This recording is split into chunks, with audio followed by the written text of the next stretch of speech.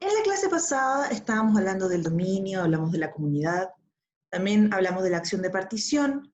Esta última en particular es una acción que no se tiene que olvidar, hay alumnos que la dejan muy de lado, pero que podría ser beneficiosa, como dijimos en su noto, para materias muy transversales, en el sentido de que puede aparecer tanto en lo que es derecho sucesorio, puede aparecer derecho familia con la sociedad conyugal, y por supuesto puede aparecer en bienes.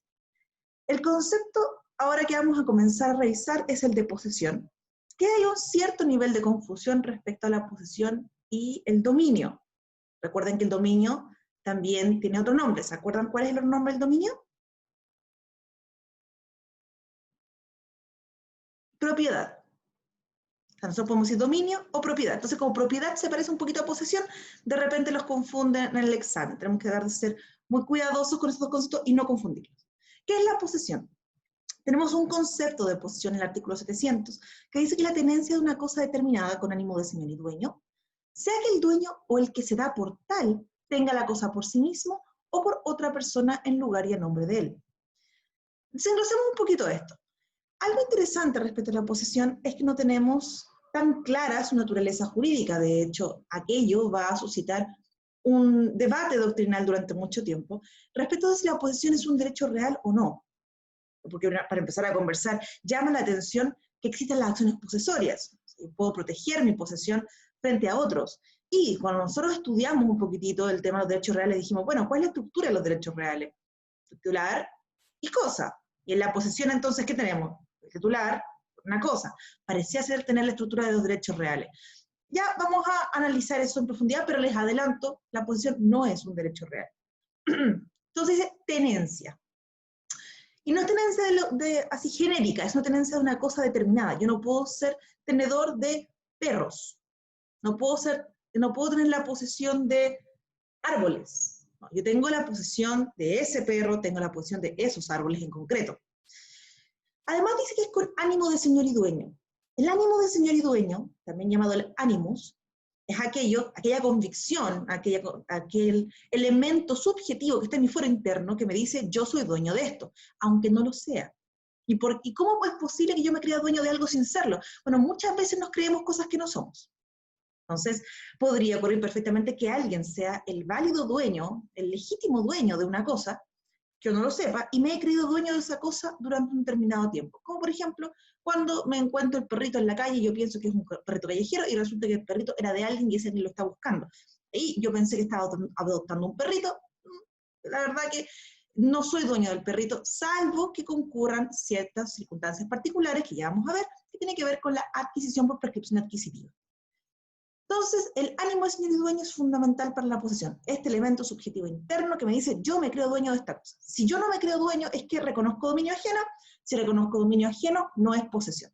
Bueno, luego, sea que el dueño o el que se da por tal, ojo, esto significa que la puede tener tanto, la posesión no es incompatible con el dominio. De hecho, el dueño normalmente tiene la posesión, es la ideal. No siempre la tiene, pero normalmente la debe tener. Entonces, esta segunda parte, después de la coma, dice, sea que el dueño o el que se da por tal, o sea, el que es dueño o el que se cree dueño, la tenga por sí mismo o otra persona la tenga en lugar y a nombre de él. Ejemplo, yo soy dueño y además tengo la posesión, o sea, tengo la tenencia de la cosa determinada. Y yo le paso por ejemplo, mi computador, se lo paso a mi hermana porque necesita hacer una tarea durante el fin de semana. Yo soy la dueña, formalmente hablando, yo sé que mi hermana en este minuto tiene la cosa, pero esa tenencia que tiene ella es una mera tenencia, ella tiene un préstamo, nada más. Y ese préstamo que tiene significa que reconoce que yo soy la dueña, por tanto ella no tiene la posesión, no tiene el elemento subjetivo de ánimo. ¿Quién tiene la posesión formalmente hablando? Mientras mi hermana sepa que yo soy la dueña, yo tengo la posesión. Y punto. Ahora, otra situación distinta es, resulta que ha pasado el tiempo y mi hermana, yo no le he pedido el computador en mucho, mucho tiempo, así que ella cree que se lo regalé, que lo olvidé, porque incluso me compré un computador. Entonces, asumiendo que yo ya abandoné el computador, ella considera que ahora el computador es suyo. Y pasa el tiempo, y agarra este computador y se lo presta a su pololo. Cuando se lo presta el pololo, ella ya no es la dueña, yo nunca he abandonado el computador, simplemente aún se lo tengo prestado, pero me compré otro para no tener que quitárselo, y resulta que como se lo presté, estoy tranquila de que cuando yo quiera se lo puedo pedir de vuelta, pero ella no piensa eso, ella piensa, ahora es mío, así que yo lo puedo prestar sin ningún problema. Ahí ella está siendo poseedora sin ser dueña, porque tiene la tenencia y además el ánimo de señora y dueña. Y se lo prestó a otro, que va a tener la mera tenencia. Ahí sería el caso de el que se da por tal y otra persona lo tiene en lugar y a nombre de ella, la persona que se lo prestó. ¿Queda claro el concepto de por qué dice todo lo que dice? En el fondo está poniendo en todas las situaciones, sea que el dueño lo tenga, sea que el poseedor lo tenga, sea que se lo prestaron a alguien. Al final eso es lo que trata mucho el artículo 700. ¿Dudas? ¿Cristian, Claudia? ¿Un dedito arriba? Ya. Entonces, luego tenemos las ventajas de la posesión. La posesión es muy, no puedo decir útil porque hay una clasificación al respecto, pero es muy ventajosa, valga la redundancia. Primero que nada, nos permite llegar al dominio a través de la prescripción. No todas las posesiones nos permiten aquello, pero hay algunas que sí, ya vamos a ver cuáles. Además, se encuentra protegida por acciones, y esto es lo que nos dio luego la discusión de, bueno, pues si tiene acciones, significa que es un derecho. Si es un derecho, ¿qué tipo de derecho es? Luego aparece que la posesión nos permite una presunción de dominio.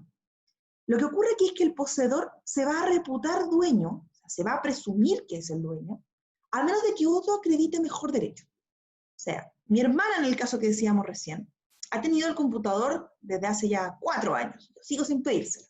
Yo me sigo creyendo, por supuesto, yo soy la dueña, creo que ella me lo da cuando yo se lo pida, pero ella hace más o menos 2 años decidió que parece que yo no se lo voy a pedir, así que comenzó con una posesión. Dijo, mi hermana abandonó el computador, así que yo ahora lo estoy poseyendo. Ocurre que si el día de mañana tenemos un conflicto y yo le digo a mi hermana, oye, devuélveme el computador, y ella no quiere devolverme el computador, dice, pero si es mío, tú me lo abandonaste, yo le he hecho arreglo al computador, lo he mandado al servicio técnico, le tuve que cambiar el teclado, qué sé yo qué. Entonces, ella podría intentar defenderse diciendo, no, yo tengo el computador, yo soy la dueña, así que no te lo devuelvo. Y como ella tiene el ánimo, o sea, se cree dueña, y tiene tenencia material, se va a reputar que es la dueña, se va a repartir por la lógica que ella lo es en tribunales. Entonces está invertida la carga de la prueba. Yo que soy la dueña original, que no tengo la tenencia, por mucho que trate de decirle al hermano, oye, pero qué escándalo esto que lo quieras quitar, voy a tener que demostrarle al juez que soy la dueña original. ¿Por qué? Porque el poseedor se reputa dueño. ¿Okay? Es una presunción que al final de cuentas le sirve a los poseedores. Por eso cuando nosotros eventualmente le entregamos nuestras cosas a otra persona, o bien debe ser por confianza o debe quedar por escrito cuál es el acto jurídico por el cual se lo entregamos. En este caso yo perdí porque debería haber puesto que era un comodato y que tenía una vigencia hasta que yo pidiera la restitución. En tal caso, como queda acá en el título, ella no va a poder alegar porque no puede alegar con un título de mera tenencia que es la poseedora, porque el título de mera tenencia, naturalmente, por ser mera tenencia, reconoce dominio ajeno. ¿Ok? Otra cosa que nos otorga la presunción de dominio es que, bueno, ustedes saben que el dominio nos otorga el uso, el goce y la disposición, como dominio, como propiedad. La posesión formalmente no me da estas facultades, pero el hecho de que tengamos la presunción de dominio provoca que el poseedor pueda usar, gozar y disponer. Ojo, no es por la posesión, es por la presunción de dominio. ¿Ok?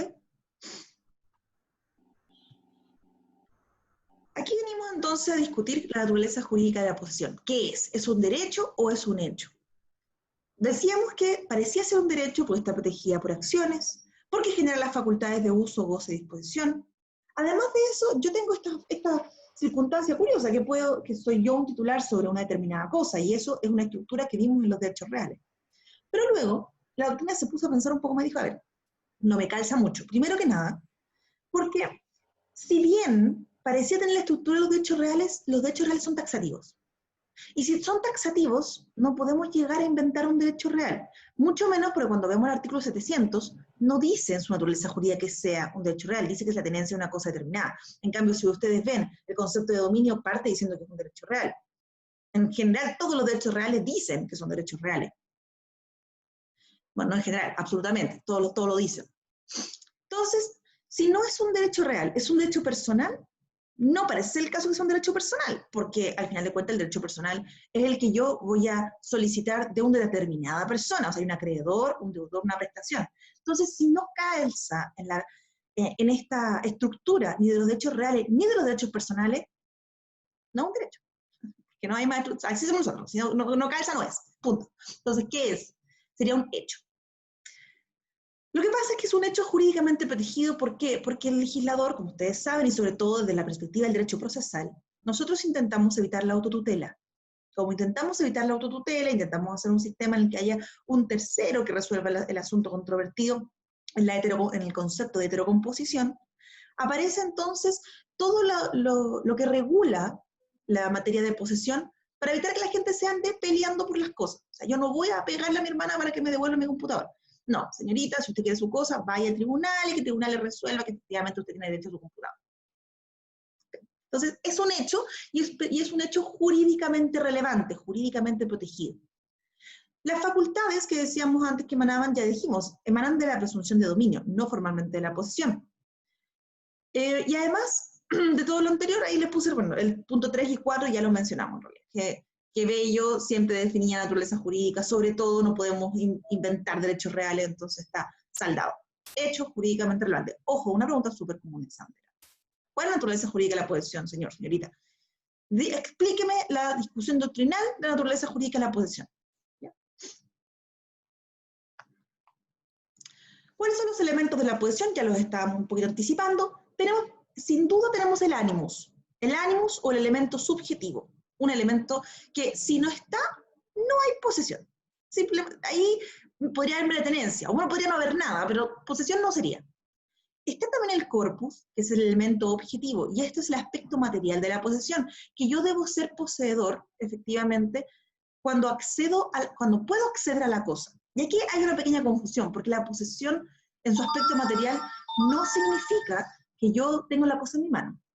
Posesión significa que yo tengo la posibilidad de acceder a ella, sé dónde está y no tengo barreras para adquirirla. Por ejemplo, ustedes dejaron su código civil en la universidad en su casillero, y están en su casa.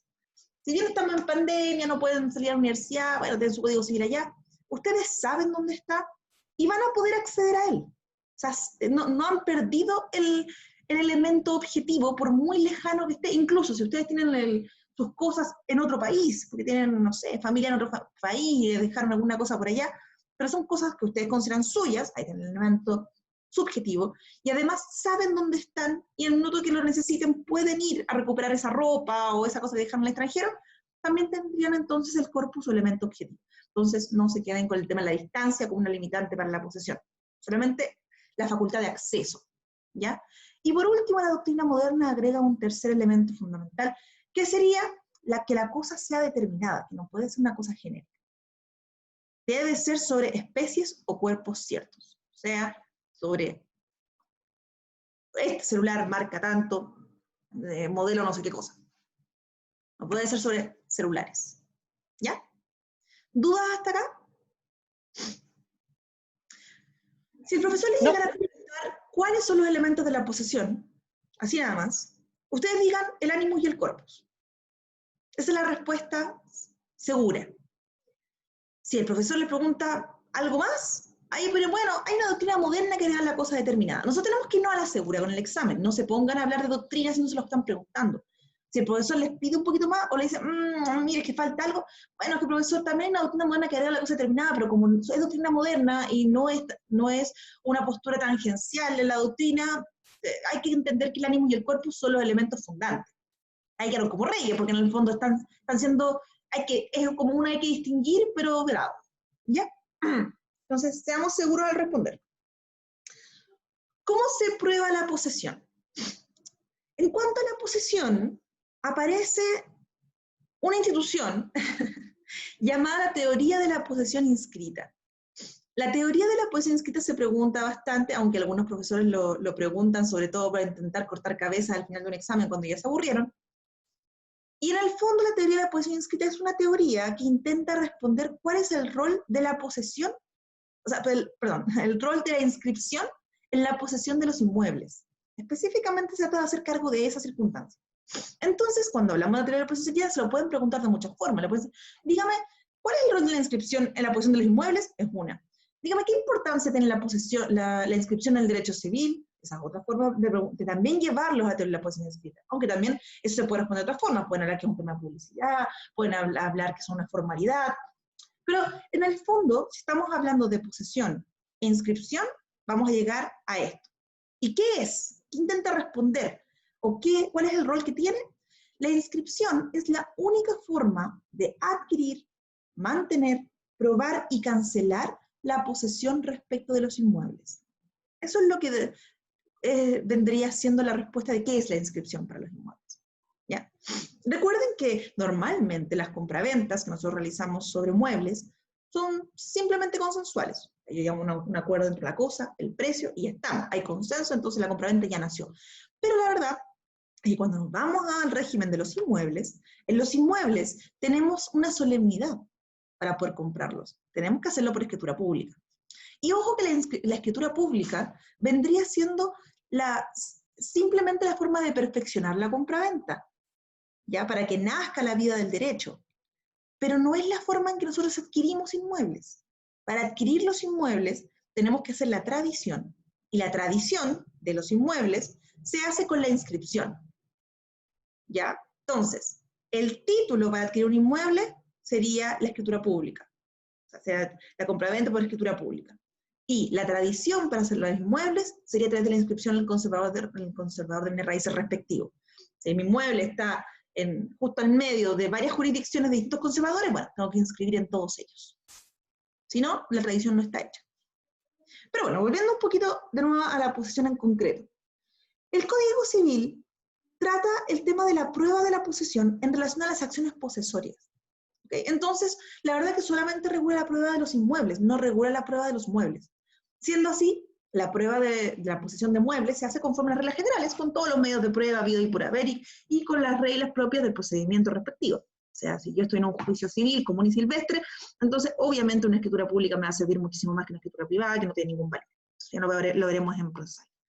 Y así, testigo, confesional, usamos presunción, usamos lo que sea, pero ahí se aplican todas las reglas generales en materia de prueba para probar que el mueble, o sea, el gato, el perro, el celular, el computador, el libro, todo eso es mío. O bien, sin ser mío, al menos soy el poseedor de ello. Porque también yo puedo, ojo, la posesión es algo que yo puedo oponer incluso a otros poseedores. Puede haber varios poseedores, no puede haber varios dueños, pero varios poseedores sí. Luego tengo el tema de los inmuebles. Los inmuebles, vamos a ver regulados en el artículo 924-925 en relación a la prueba. Y aquí vamos a tener que distinguir. Por una parte, el artículo 924 nos dice, si el inmueble está inscrito por lo menos hace un año, entonces la inscripción será plena prueba de la posesión. O sea, hace un año, yo hace un año y un poco más, compré un inmueble por escritura pública. Y hace un año exactamente yo lo inscribí. Entonces hoy día que se cumple un año, si alguien viene a alegar, no, ese inmueble no es tuyo, ese inmueble en realidad es de fulanito y vamos a juicio, entonces yo voy a poder con la inscripción, que tiene un año al menos, decir, yo soy la poseedora irrefutable de este inmueble. Y como soy la poseedora irrefutable, también se me debe asumir o presumir que soy la dueña. Esa presunción, en todo caso, no es de derecho, es una presunción simplemente legal. Entonces la persona que sí es la efectiva dueña, que puede ser perfectamente ser el caso, podría intentar desbaratar la presunción de dominio. Pero es una prueba importantísima el tema de la inscripción, o sea, plena prueba de la posesión, aunque tenemos una presunción de que además soy dueña. Ojo, eso significa que no se puede, que no es tan fácil desbaratar el tema de la plena prueba de la posesión, pero que sea plena prueba no significa que sea una presunción de derecho. Ambas cosas se pueden desbaratar. ¿Ok? ¿Dudas hasta acá? ¿No? Ok. Por otra parte tenemos el inmueble no inscrito. Imaginémonos que tenemos un inmueble no inscrito, o que de hecho lo compré, lo inscribí, pero lo inscribí hace un mes, o hace 2 meses, hace menos de un año. Aquí el 925 nos explica que hay que demostrar el ánimo del señor y dueño por cualquier otro medio de prueba. O sea, en el fondo vamos a atendernos a las reglas generales. ¿Y ¿cómo podríamos hacerlo? Por ejemplo, el pago de cuentas, que hemos estado sembrando, que construimos en el predio, que le hicimos mejoras. En el fondo, vamos a tener que demostrar, con todos los medios de prueba que tengamos, que en realidad hemos hecho cosas que propiamente tal le correspondería hacer a un dueño. Pagar las contribuciones es una excelente forma de mostrar que tengo ánimo de señor dueño. No tendría por qué pagar las contribuciones a alguien más que no fuera el dueño. ¿Entendimos entonces cómo se prueba la posesión? Víctor. Ya, como entendieron también, entonces, Claudia, necesito que me expliques el artículo 924 y 925. Tienes que prender el micrófono. A ver, según el artículo 924 y 925, los inmuebles hay que distinguir si se adquirieron, están inscritos al menos un año, eso genera una prueba de la posesión, sería un poseedor irrefutable. Por lo tanto, existe una presunción legal. Y si lo tienen menos de un año, hay que demostrar el ánimo de señor y dueño, ya sea mediante medios de pruebas como los pagos de las contribuciones o que se ha hecho una siembra. ¿Eso? Sí, en el fondo es exactamente eso. Ya. ¿Y cómo se prueban la posesión de los muebles? La posesión de los inmuebles se prueba con la inscripción en el conservador de bienes raíces. Ya, perfecto. No, de los muebles, de los muebles. No, de los muebles. Los muebles. Perdón, de los muebles por las reglas generales de los medios de prueba. Por ejemplo. Factura, testigo, la sana crítica. Que igual hay una regla especial en materia probatoria que indica que yo no puedo probar exclusivamente por testigos aquellas obligaciones que deben constar por escrito. ¿Ya? Entonces, sí, en términos generales, podría presentar por testigos que yo soy poseedor de un mueble, pero si este vale más de cierta cantidad de dinero, aparece otro artículo, si vale más de cierta cantidad, la cuantía es más de X, creo que son como 80.000 pesos o algo por el estilo, hoy día no recuerdo bien, esa obligación debería contar por escrito, entonces no voy a poder probar que yo, solamente por testigos que yo soy dueño de esa cosa, tendría que probarlo también por fotografías o otro medio. No significa que no puedo llevar testigos, significa que no puedo hacerlo solo por testigos, ¿ok? Ya. ¿Se acuerdan que estábamos hablando de la clasificación? Uy, que son pesados, déjenme hablar. Un segundo, déjenme dejar esto en silencio. Ya, listo. Ok. Entonces, tengo una duda. Dígame. Elisa, es que hay una figura que no me acuerdo el nombre, pero es cuando yo te dejo un inmueble, ¿Sí? para que tú lo uses. El usufructo. Sin un contrato. ¿Sin un contrato? No, no es usufructo, tiene... ¿El uso y Claro, habitación? es como yo de buena onda te dijo, oye, sé que yo me voy a... Ya. No un derecho real, te estás refiriendo entonces a un comodato. Sí, tiene otro... Que hay un contrato también. Yo me acuerdo que yo El te digo comodato es un contrato. quédate en mi departamento porque yo me voy a Europa un año. Ya. Y Y no te cobro pasa. nada. Y ¿Eso? no hay arriendo. ¿Ah? Y no te cobro nada. O sea, quédate en mi departamento y no te cobro nada. ¿Eso? Quédate en mi departamento, sí. Eso es un comodato. Eh, Es un préstamo. voy a buscar el nombre. Pero ¿qué es lo que te quería preguntar? Si yo pasan los 10 años, el periodo de prescripción, ¿qué hago con el año que recién vimos? Si pasan 10 años y el que está usando ese departamento dice, oye, yo ya cumplí 10 años acá, pagué la cuenta de la luz, tengo el ánimo y el cuerpo, etcétera. A ver. Hay que distinguir ahí dos cosas. Aún no llegamos a esa materia, estamos más adelante, que es el tema de la garantía y cómo funciona la inscripción en otro sentido. Pero mira, primero, si yo le dejé mi mueble a una persona para que lo use y no me tiene que pagar renta, porque hay dos posibilidades, ¿no? Uno, me paga renta, es un contrato de arrendamiento. Dos, no me paga la renta, es un comodato, que se envía un préstamo de uso. Bueno, Ninguno de los dos Ya. requiere inscripción, porque no estamos haciendo ninguna tradición. Ambos son títulos de mera tenencia. Entonces no hay ningún problema. Yo digo, toma, quédate ahí, y yo me fui durante 10 años al extranjero. Como está inscrito a mi nombre, la regla general va a ser que, como está inscrito, soy la única poseedora y nadie más puede ser poseedor. Porque solo el inscrito es poseedor. ¿Ya? Pero tenemos otra situación, que es uno, que no esté inscrito. Si no está inscrito, entonces el que comenzó a tener ánimo de señor y dueño y la tenencia podría adquirir por prescripción en teoría. Y eso lo vamos a ver un poquito más adelante. Y otra situación distinta es un pequeño asterisco, una ley especial que se llama el saneamiento de la pequeña propiedad raíz. El saneamiento de la pequeña propiedad raíz es una ley que regula la situación de inmuebles que no superan una determinada cuantía que, según recuerdo, era cerca de 25 millones de pesos. Por ahí.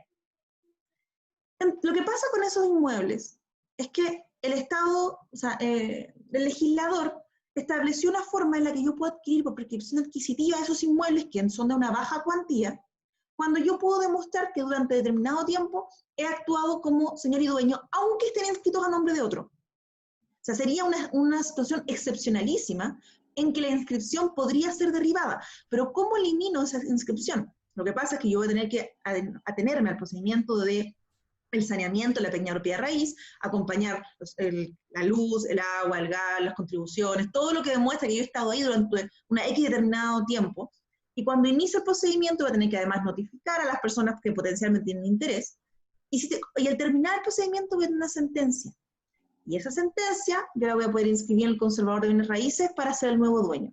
Pero es como digo, es una circunstancia excepcionalísima en una ley muy especial. Entonces, regla general, si el inmueble es un inmueble que vale, como normal, común y silvestre, que vale más de 20-25 millones, ahí el número concreto habría que verlo en la ley, entonces nadie puede desbaratar mi posesión que esté inscrita, aunque yo me vaya y no vuelva en 50 años. ¿Ya? No importa. La única forma en la que yo puedo perder la posesión es que alguien inscriba una nueva posesión en el conservador de bienes raíces. Bueno, ¿dudas?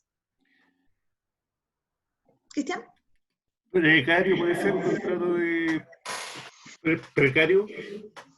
El precario no es un contrato. Tenemos el comodato precario, que es un contrato, y tenemos el precario, que es una institución. El comodato precario, pero quede claro.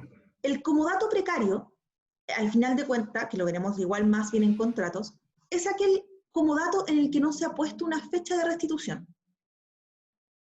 O sea, tú reconoces dominio ajeno, tú sabes que es un préstamo, y yo soy el dueña que te prestó, pero nunca dijimos cuándo me tenías que restituir. El comodato precario es precario porque el dueño, después de 10 días, desde ahí en adelante, ya puede en cualquier minuto pedir que devuelvan la cosa. En cualquier instante. Yo digo, devuélvela ahora, la tienes que devolver. Entonces, es precario para, en el fondo, el que le prestaron la cosa. ¿Ya? Pero el comodato precario y el precario son circunstancias distintas. El precario es una situación, de hecho, en la que alguien está simplemente utilizando un inmueble por tolerancia o ignorancia de quien tiene derecho sobre el inmueble. Y finalmente se hace un juicio de precario para que esta persona que está utilizando este inmueble se vaya. Ya no tolero más, ya sé que estás ahí, así que largo. Eso se explica. ¿Ok? Perfecto. Súper bien. Vamos a clasificar la posesión. La posesión se clasifica en dos tipos. Tenemos la posesión útil y la posesión inútil. La posesión, bueno, ojo con esta clasificación, tómenla como una forma doctrinal de ordenarse respecto de las posesiones, pero que no sea la forma en la que ustedes respondan en su examen. Ya les voy a explicar por qué. Pero primero, tenemos las útiles, que son aquellas que nos permiten efectivamente adquirir por prescripción adquisitiva, y las inútiles, que son aquellas que no nos permiten adquirir por prescripción adquisitiva, y que de hecho es porque tienen un vicio. Las útiles tenemos la regular y la irregular, que tienen sus requisitos propios, que los vamos a comparar, y la violenta y la clandestina. La violenta en concreto es aquella en la que ha mediado fuerza, y la clandestina es aquella en la que ha mediado dolo. ¿Por qué? Porque yo oculté la cosa de quien tenía derecho para poder exigírmela. Por ejemplo, a un alumno se le quedó un celular, y yo encontré súper lindo el celular, así que me lo guardé, y cada vez que viene un alumno yo escondo el celular para que no me lo pida. Esa es una posesión clandestina. Yo me estoy, en el fondo, ¿Tengo la tenencia material? Que la tengo. ¿Tengo ánimo de señor dueño? Claro, si por algo me estoy tratando de quedar este celular. Pero el asunto está que esa posesión no me va a permitir adquirir el dominio por prescripción. ¿Por qué? Porque hay dolo. Estoy ocultando la cosa. ¿Ya? Y la violenta, háganse la idea de lo siguiente. Yo tengo mi casa, la casa lo voy a complicar porque es una inscripción, pero yo tengo una motocicleta, por ejemplo, también tengo inscripción, y lo voy a complicar más todavía porque esa inscripción ni siquiera funciona igual que la inscripción del conservador de bienes raíces. Ya vamos a hablar, eso es interesante, después de la clase, si que les puedo comentar un par de detallitos interesantes respecto de la inscripción de los vehículos motorizados. Ya, el computador de nuevo, que es lo más fácil. Resulta que yo tengo mi computadora, yo estoy trabajando, mi hermana viene, agarra el computador y se lo lleva. Y por ahí mi computador se lo lleva nomás, así, fuerza. Me lo quitó. Y si me lo quitó, ¿qué? Ella ahora que tiene el ánimo, tiene el corpus, ¿puede adquirir una prescripción adquisitiva? ¿Puede ser legítimamente la dueña ante la ley? No, porque llegó y me quitó mis cosas. Peor aún si me amenaza, no. Eso es cualquier acto violento, sea violencia, sea esa fuerza moral o sea fuerza física, en el fondo va a llevar a una posesión violenta y por tanto no puedo ser legítimamente la dueña a través de la prescripción adquisitiva. ¿Ok? ¿Por qué les decía que no tienen que partir diciendo en su examen que existe la posesión útil y inútil? Porque esa es una clasificación doctrinal, no legal. Por tanto, incluso hay algunos autores que ni siquiera recogen esa clasificación doctrinal. Entonces, si el profesor les pregunta, dígame, ¿cómo se clasifica la posesión? Ustedes tienen que decir, profesor, tenemos dos clasificaciones, dos grandes grupos de clasificación para la posesión. Una que atiende a si puedo acceder efectivamente a la prescripción adquisitiva o las que no. Entonces no dijeron útil e inútil, pero sí las dijeron de alguna forma. ¿Ya? Entonces, si puedo acceder a la prescripción adquisitiva, serían la posesión regular y la irregular. Y si tienen ciertos vicios, pueden ser la violenta o la clandestina. ¿Ok?